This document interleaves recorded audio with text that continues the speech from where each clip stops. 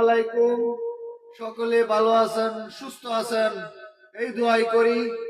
আমি ফেসবুকে অন্যায়ের বিরুদ্ধে কথা বলি, আপনাদের মাঝে অনেক কথা নিয়ে আসি। আমি আগামীকালকে আমার এক ভাই ফোন দিছিল, উজুলি বাড়ি, রাসেল ভাই কয়ে বলে, রাসেল ভাই আমার পরে আইসে সৌদি আরবে। আমারে ফোনটা বললো কি, ভাই আমি এই অবস্থা আছি, আমি সোলাই আছি।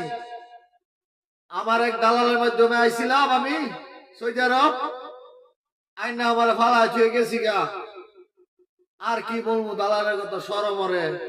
বাংলাদেশের দালালের কথা শুনলে শরম করে, লজ্জা করে, লজ্জার বিষয়। মানুষে আইনা হেরাজমানি করে। পরে রাসেল ভাই আমারে বললো, নাইম ভাই আপনি আমারে কোনো সহযোগিতা করতে পারবেন? আমি কই খারণ 2 মিনিট, আমি দিই এক জায়গায় ফোন দা। পরে আমার বাগিনারে ফোন দিলাম, বাগিনা এই অবস্থা, বাগিনার আমি রাসেল ভাইয়ের লাগা কাজের কথা বললাম। রাসেল ভাই বলল, আপনি আমাকে সৌদি আরবে আমারে যতটুকু উপকার করবেন অতটুকু আমার যথেষ্ট, আমার মন ভরবে। আমি রাসেল ভাইকে কাজ দিয়ে দিলাম। রাসেল ভাইয়ের জন্য দোয়া করবেন। রাসেল ভাই যেন ভালো কিছু করতে পারে, আমি যেন মানুষকে সহযোগিতা করতে পারি, মানুষকে বিপদ থেকে উদ্ধার করতে পারি।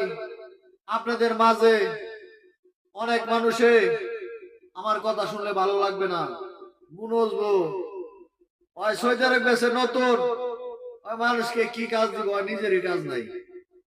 আসলে আমি এক সময় এমনও দিন গেছে আমি কাজ পাইছি না, বিচারা মানুষের ধারে ধারে ঘুরতাম কাজের লাইগা।